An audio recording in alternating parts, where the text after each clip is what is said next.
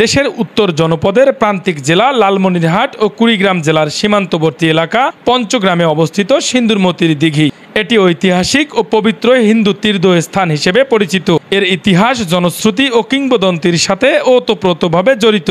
এটি একটি প্রাচীন নিদর্শন। শ্রীলঙ্কা থেকে আগত নিঃসন্তান হিন্দু জমিদার রাজনারায়ণ চক্রবর্তী সন্তান লাভের আশায় দিঘিটি খনন করে। পরবর্তীতে জমিদার সন্তান লাভ করলেও দিঘিটিতে উঠতেছিল না পানি।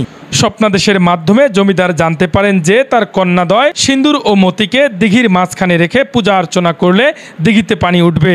পরবর্তীতে রামনবমীর দিনে জমিদার তার কন্যাদ্বয়কে দিঘির মাঝখানে রেখে পুজোর আয়োজন করলেও জমিদার তুলসী পাতা আনতে ভুলে যায়। জমিদার তুলসী পাতা সংগ্রহ করতে গেলে অলৌকিকভাবে দিঘিতে পানি উঠতে শুরু করে এবং জমিদারের দুই কন্যা সিন্দুর ও মতি পানিতে ডুবে যায়। পরবর্তীতে জমিদার স্বপ্নযোগে জানতে পারেন তার কন্যাদ্বয় দেবত্ব প্রাপ্ত হয়ে অমরত্ব লাভ করেছে। তাই তাদের স্মৃতির প্রতি শ্রদ্ধা জানিয়ে এই দিঘিটির নামকরণ করা হয়েছিল সিন্দুরমতির দিঘি। কালক্রমে দিঘিটির নাম অনুসারে পার্শ্ববর্তী গ্রামের নাম রাখা হয় সিন্দুরমতির গ্রাম। 16.05 একর ভূসম্পত্তি জুড়ে গড়ে উঠেছে সিন্দুরমতির দিঘি। 1975 সালে সরকারি উদ্যোগে দিঘিটি সংস্কারের সময় প্রাচীনকালের অনেক মূর্তি ও মুদ্রা পাওয়া যায়, যা বর্তমানে জাতীয় জাদুঘরে সংরক্ষিত আছে। 2003 সালে দিঘির পাড়ে একটি দর্শনীয় ও নান্দনিক ঘাট নির্মাণ করা হয় এবং 2012 সালে মহিলা দর্শনার্থীদের সুবিধার্থে ঘাটের পাশে একটি ফ্রেশ রুম নির্মাণ করা হয়। দিঘিটির পাড়েই হিন্দু সম্প্রদায়ের লোকেরা গড়ে তুলেছে দুর্গা মন্দির, কালী মন্দির সহ অসংখ্য মন্দির। 2022 সালে দিঘিটির পাশে হিন্দু সম্প্রদায়ের লোকেরা নির্মাণ করেছে সিন্দুরমতি মহাশ্মশান। প্রতি বছর রামনবমীর দিনে এখানে মেলা বসে এবং তীর্থযাত্রীরা এই দিঘিতে পুণ্য স্নান করে। এছাড়াও অনুষ্ঠিত হয় দুর্গাপূজা, কালী পূজা সহ হিন্দু সম্প্রদায়ের ধর্মীয় আচার অনুষ্ঠান। মেলাতে বিভিন্ন জেলার সনাতন ধর্মের লোকেরা অংশগ্রহণ করেন। এসেছি কুড়িগ্রাম টকারিহাট কাটালবাড়ি থেকে। ঘটনা হলো এখানে অনেক দিন থেকে আসতে চাই কিন্তু সময় পাই না।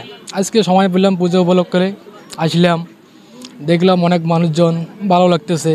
আর দীর্ঘদিন কিন্তু শুনে আসতেছি এখানে 2 মেয়ে তলিয়ে গিয়েছে, যার কারণে আরও আগ্রহটা বেশি না আমি ওই জায়গাটা যাব, যে আজকে দেখে আসবো কীরকম আসলে ঐতিহাসিক সিন্দুরমতির দিঘিটা আসলে মানুষজন কীরকম এখানে এসে মজা করে, এইটুকু জানার জন্য আমি বা দেখার জন্য এখানে এসেছি। আমি আসছি কুড়িগ্রাম কাঁঠালবাড়ি থেকে। এটা হচ্ছে একটা ঐতিহাসিক জায়গা, অনেক পুরানা মন্দির আছে এখানে, পুকুর আছে, তাছাড়া অনেক বড় পূজা হয়।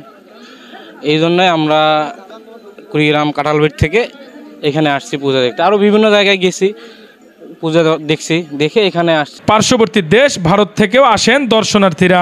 সিন্দুরমতির দিঘিটি শুধু ইতিহাসের অংশ নয়, এটি একটি ধর্মীয় উৎসবের কেন্দ্রবিন্দু। হিন্দু ধর্মের মানুষের বিশ্বাস সিন্দুরমতির দিঘিতে স্নান করলে পরজন্মে পুণ্যবান হওয়া যায়। সেই বিশ্বাস থেকেই দেশের উত্তর জনপদের প্রান্তিক এলাকা লালমনিরহাট ও কুড়িগ্রাম জেলার সীমান্তবর্তী এলাকায় অবস্থিত সিন্দুরমতির দিঘিতে প্রতি বছর দুর্গাপূজা এবং সিন্দুরমতির মেলাতে হিন্দু সম্প্রদায়ের মানুষেরা সারা দেশ থেকে তথা উপমহাদেশের ভারত অঞ্চল থেকেও এই সিন্দুরমতির দিঘিতে বেড়াতে আসেন।